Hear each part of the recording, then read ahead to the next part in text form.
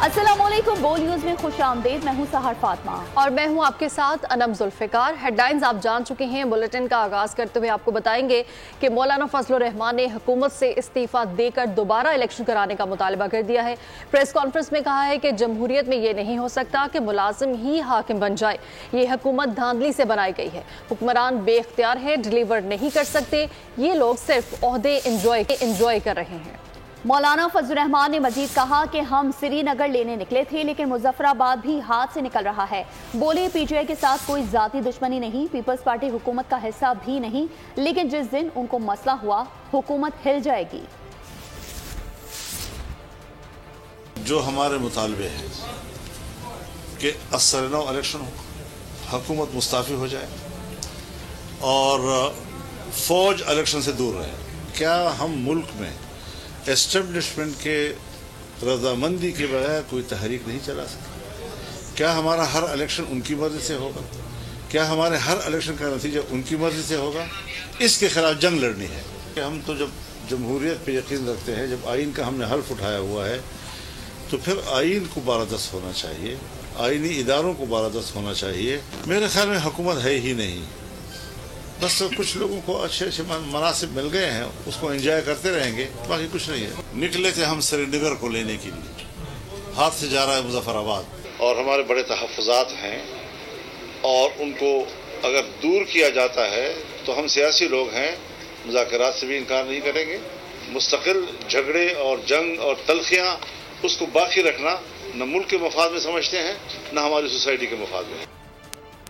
बानी पीटीआई को बड़ा रिलीफ मिल गया। 190 मिलियन पाउंड नैब रेफरेंस में बानी पीटीआई की दरख्वास्त जमानत मंजूर कर ली गई है। रिहा करने का हुक्म भी दे दिया गया। चीफ जस्टिस आमिर फारूक और जस्टिस तारिक महमूद जहांगीरी ने महफूज फैसला सुना दिया है। बानी पीटीआई की सैफर केस और इद्दत केस में ताहाल सजा मुअत्तल न होने पर जमानत के बावजूद बानी पीटीआई जेल में ही रहेंगे।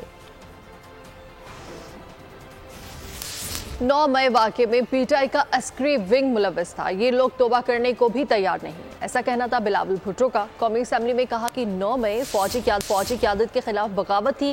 पहले पंजाब को बुज़दार मिला, अब केपी को अली अमीन गंडापुर जैसा तोहफा दिया गया है। बिलावल ने मजीद कहा कि बैरून मुल्क से गंदम मंगाने से किसान तबाह हो गया। वज़ीर आज़म मुल्ज़िमान को सजा दिलवाएं। उनका कहना था कि अपोजिशन को बजट साजी में शामिल किया जाए। जो मिलिटेंट विंग इस मई 9 में इन्वॉल्व था, उनका मजम्मत करने के लिए तैयार नहीं, उनसे डिस्टेंस करने के लिए तैयार नहीं, तौबा करने के लिए तैयार नहीं। ये एक कू था जनाब स्पीकर, एक कू ना सिर्फ हुकूमत वक्त के खिलाफ मगर फौजी क़यादत के खिलाफ एक कू अटेम्प्ट था और नाकाम रहा। पिछली दफा पंजाब को बुज़दार की सूरत में तोहफा, इस दफा इस किस्म का चीफ मिनिस्टर दिलवा दिया। इंटरिम वफाकी हुकूमत में फैसला लिया गया कि बाहर से डॉलर्स खर्च करके और इंपोर्ट करवाया गया व्हीट। वो फैसला की वजह से ना सिर्फ पाकिस्तान की मईशत को नुकसान हुआ, मगर आज तक हमारा किसानों का मुआशी कत्ल जारी है। वजीर आजम शहबाज शरीफ साहब को ढूंढना चाहिए कि ये कौन से ब्यूरोक्रेट्स हैं, कौन से मिनिस्टर्स हैं जो इस स्कैंडल में मुलव्विस थे, उनके खिलाफ एक्शन लेना चाहिए। इदारों में कहीं दखल अंदाजी है तो सबूत पेश करें। अब पगड़ियां ना उछालें वरना हम फुटबॉल बना देंगे। फैसल वावडा की न्यूज कॉन्फ्रेंस, कहा इल्जाम लगाने से काम नहीं चलेगा, मुल्क को बैरूनी अंदरूनी इंतशार से बचाया जाए। जस्टिस बाबर सत्तार को 1 साल बाद बातें याद आ रही हैं। बार बार इंटेलिजेंस इदारों का नाम इस्तेमाल किया जा रहा है। कानून बनाने वाले दोहरी शहरियत नहीं रख सकते तो जज कैसे रख सकते हैं? एक साल कोई चीजें हुई, 1 साल बाद याद आ गई, चले जी याद आ गई। अब याद आने के बाद 1 साल पहले आपने क्यों नहीं बताया? फिर आपकी फिर मदाखलत हुई कल परसों के दिन में। तो सर मसला ये है कि आपको किसी पे इल्जाम लगाने से काम नहीं चलेगा। अब आपको सबूत तराजू में शवाहिद देने पड़ेंगे कि किसने मदाखलत की, क्योंकि मदाखलत की और के शवाहिद आ गए, हम आपके साथ खड़े। कन्फ्रंट्रेशन है, एक सिचुएशन चल रही है जिसके तहत बार बार इंटेलिजेंस इदारों का नाम लिया जा रहा है। तो भाई शवाहिद देना। लेजिस्लेटर किसी दूसरी दोहरी मुल्क का शहरियत नहीं रख सकता। असूल, तो उस असूल के तहत उस लेजिस्लेटिव सियासतदान को आप दूसरी सिटीजनशिप ना रखने पे अलाउ नहीं करते कि आप सियासत करें, तो फिर जज दोहरी शहरियत के साथ कैसे बैठे हुए? रहनुमा मुस्लिम लीग नून सेनेटर तलाल चौधरी कहते हैं कि दुनिया भर में जजेस अपने फैसलों के जरिए बोलते हैं। खत के जरिए बात करने का नया रवाज शुरू हो गया है। जजेस अपनी ट्रांसफर, पोस्टिंग और तरक्कियों से मुतमईन नहीं है। जिस हाई कोर्ट ने मातहत अदलिया को तहफ़्फ़ुज़ देना है, वही पसंद नापसंद पर ट्रांसफर और पोस्टिंग करती है। जो आदमी प्रेशर नहीं ले सकता, वो इंसाफ की कुर्सी पर कैसे बैठ सकता है? वो इस्लामाबाद में प्रेस कॉन्फ्रेंस कर रहे थे। भर में एक ही असूल और ज़ाब्ता है कि जजेस स्पीक थ्रू देयर जजमेंट्स। खत के थ्रू बात करना ये एक नया रवाज शुरू हुआ। अगर वो जज साहिबान मुतमिन नहीं अपनी प्रमोशंस के हवाले से, ट्रांसफर पोस्टिंग्स के हवाले से, प्रमोशंस में मेरिट की बजाय पसंद नापसंद, ट्रांसफर और पोस्टिंग्स में किस जगह पर किसको लगाना है और कौन सा केस कौन वकील लेकर जाएगा और क्या फैसला करवाना है, क्यों अपने नीचे सिस्टम को ठीक करने की बजाय एक ऐसा नॉन इशू को इशू बनाने की कोशिश की जा रही है? भाई, जो आदमी प्रेशर नहीं ले सकता, वो इंसाफ की कुर्सी पर कैसे बैठ सकता है? तो दूसरी जानिब लतीफ खोसा ने अटॉर्नी जनरल, वजीर कानून और वजीर इत्तलात के इस्तीफे का मुतालबा कर दिया है। फैसलाबाद में मीडिया से गुफ्तगू में कहा कि अटॉर्नी जनरल, वजीर कानून, वजीर इत्तलात ने जो प्रेस कॉन्फ्रेंस की है, ये तौहीन अदालत है। उन्हें किसने इख्तियार दिया कि वो अदालतों की बातों की तरदीद करें? शर्मनाक बात जो है कल से इन्होंने की हुई है।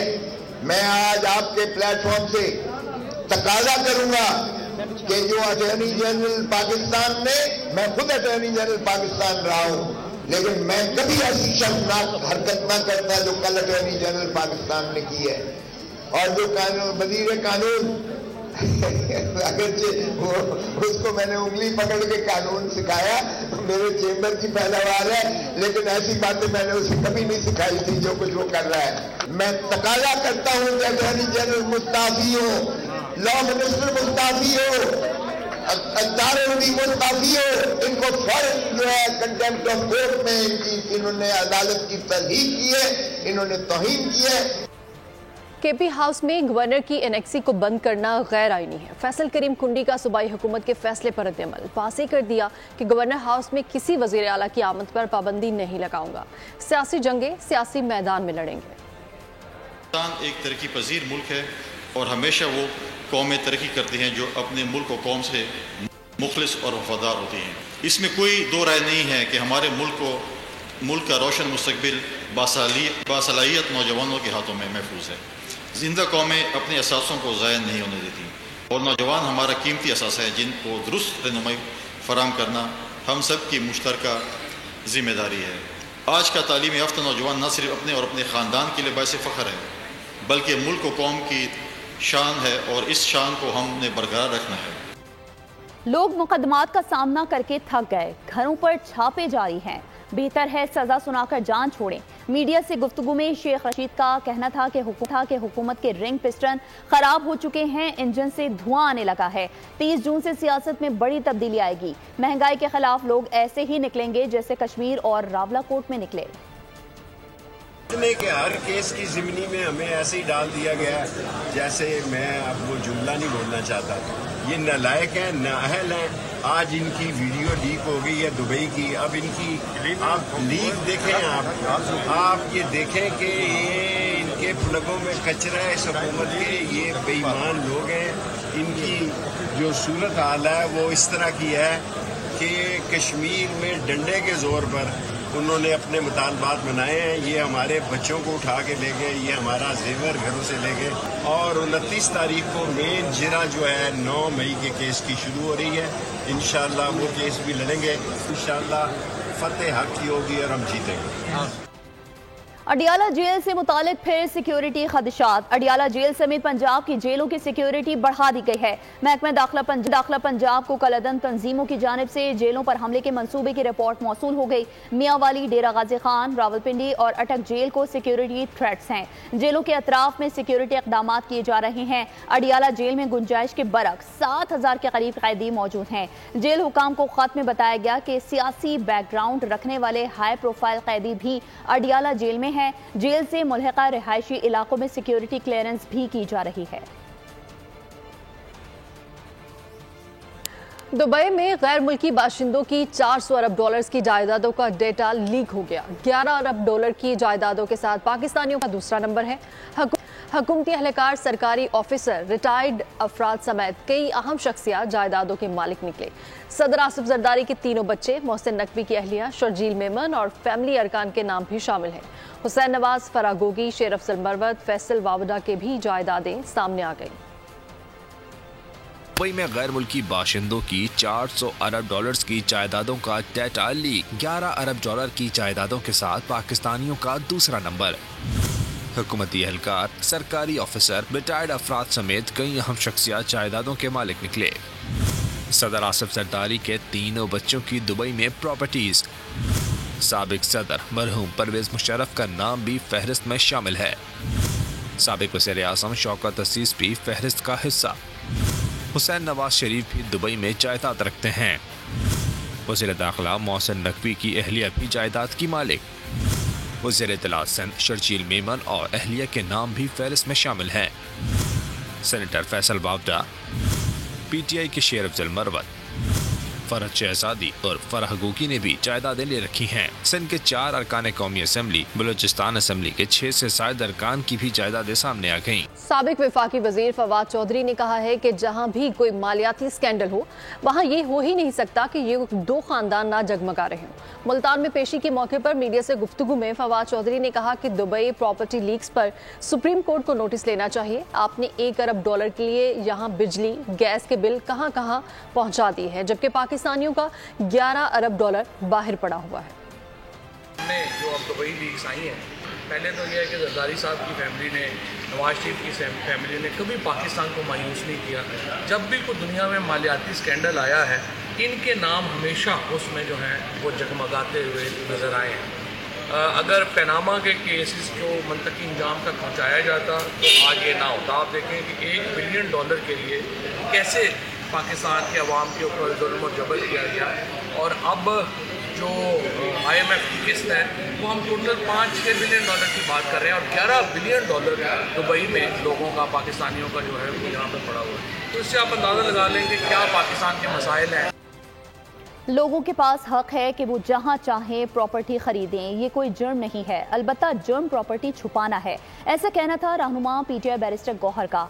शिबली फराज ने भी इजहार ख्याल किया, कहा मुल्क अशराफिया के हवाले कर दिया गया। बानी PTI ने कहा था 11 अरब डॉलर मुल्क से गए, चोरी का पैसा मुल्क से बाहर भेजा गया। अली मोहम्मद खान ने कहा सियासतदान बताएं कि इतना पैसा उन्होंने बनाया कैसे। सरकारी ओहदेदार, जजेस, पुलिस अफसरान बताएं कि असासे कहां से आए। पास ये कानून ज़रूर मौजूद है कि अगर कोई पाकिस्तानी बाहर मुल्क में जुर्म करता है तो वो पाकिस्तान में सज़ा होगी, लेकिन ये कोई जुर्म नहीं है कि आप बाहर इन्वेस्ट करें। अलबत्ता ये ज़रूर जुर्म है कि अगर आप अपने पैसे को अकाउंट फॉर नहीं कर सकते, अपनी प्रॉपर्टी को आप डिक्लेयर नहीं की हुई, यानी आपने छुपाई हुई है, फिर आपके खिलाफ कार्रवाई होगी। 11 अरब डॉलर की जो जायदादें थी, ये खान साहब ने कोई 2 साल पहले कहा था कि 11 अरब लोगों की, 11 अरब डॉलर्स की जो वो है पाकिस्तान से गए। पाकिस्तान एक एक डॉलर के लिए तरस रहा है। और ये लोग जो है तो बिकॉज यहाँ पे एक तो जहाँ से चोरी का पैसा हो वो कोई अपने मुल्क में नहीं रखता, वो हमेशा बाहर भेजेगा, हमें इसका पता है। कि जो वो लोग सरकारी ओहदों पे थे, सबसे पहले कोई सियासतदान, कोई जज, फिर कोई ब्यूरोक्रेट, कोई जनरल या कोई पुलिस का बड़ा अफसर, इन लोगों के असासे बाहर इतनी बड़ी तादाद में कैसे हैं? पहले ये बताएं कि इतने असासे आए कैसे और फिर पाकिस्तान में क्यों नहीं रुकते, पाकिस्तान से बाहर क्यों रुकते हैं? आप पाकिस्तान में कमाते हैं लेकिन पैसा आप बाहर लेके जाते हैं। क्या आपको अपने मुल्क पे, इस सिस्टम पे एतमाद नहीं है? वज़ीर आला पंजाब मरियम नवाज ने एजुकेशन रिफॉर्म्स के 5 साला प्लान का माहाना शेड्यूल तलब कर लिया है। स्कूल एजुकेशन रिफॉर्म से मुतालिक इजलास में पब्लिक स्कूल रीऑर्गेनाइजेशन प्रोग्राम का तफसीली जायजा लिया। प्राइमरी स्कूल हेड्स को 32,000 से ज़ायद कंप्यूटर टैब देने की मंजूरी दी गई। IT एंड साइंस लैब कायम करने पर इत्तेफाक हुआ। मरियम नवाज ने अज़्म का इजहार किया कि सरकारी स्कूल्स में क्वालिटी ऑफ एजुकेशन को हर सूरत बेहतरीन करना है।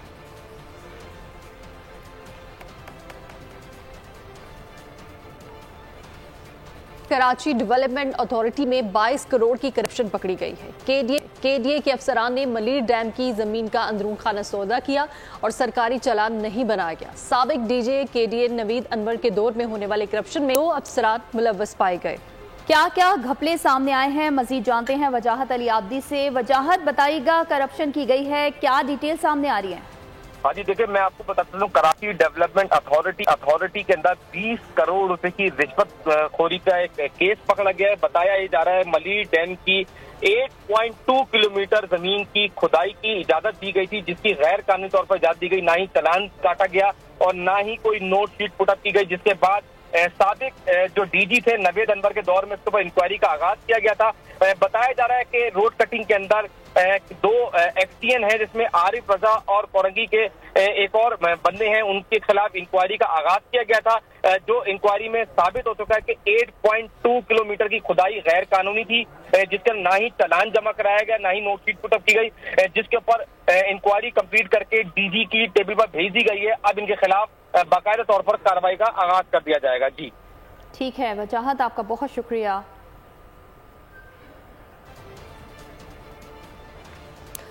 पाकिस्तान का फतह 2 गाइडेड रॉकेट सिस्टम का कामयाब तजर्बा। ISPR के मुताबिक रॉकेट सिस्टम 400 किलोमीटर तक हदफ को निशाना बना सकता है।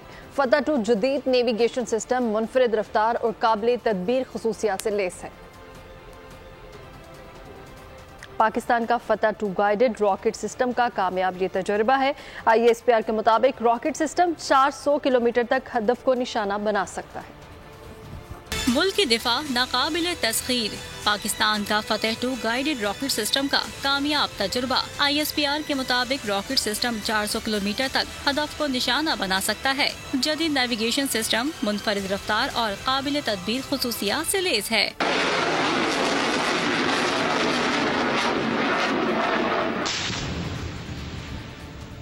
मिसाइल को पाकिस्तान के आर्टिलरी डिवीजन में शामिल किया जाएगा। रॉकेट सिस्टम पाकिस्तानी फौज के रिवायती खतरनाक हथियारों को नुमाया तौर पर अपग्रेड करेगा। चीफ ऑफ जनरल स्टाफ और मुसल्लह अफवाज के आला अफसरान ने तजुर्बे का मुशाहिदा किया। Chairman joint chief of staff committee और तीनों मुसल्लह अफवाज के सरबराहान ने कामयाब तजुर्बे पर मुबारकबाद पेश की। सदर मुमलिकत आसिफ जरदारी और वजीर आजम शहबाज शरीफ ने भी पाक फौज और साइंसदानों को मुबारकबाद दी।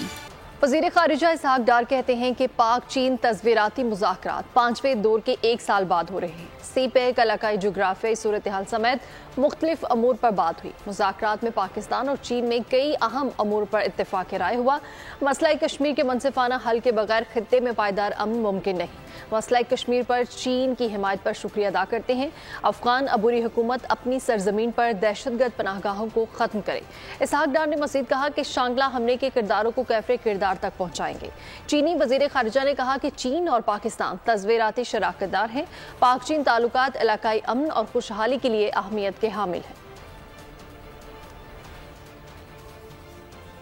और अब आपको बताएं कि आज से पेट्रोलियम मसनूआत में कमी का इम्कान है। पेट्रोल की कीमत में 11.5 रुपए जबकि डीजल की कीमत में 10 रुपए फी लीटर कमी का इम्कान है। आलमी मंडी में खाम तेल की कीमतों में कमी आई है।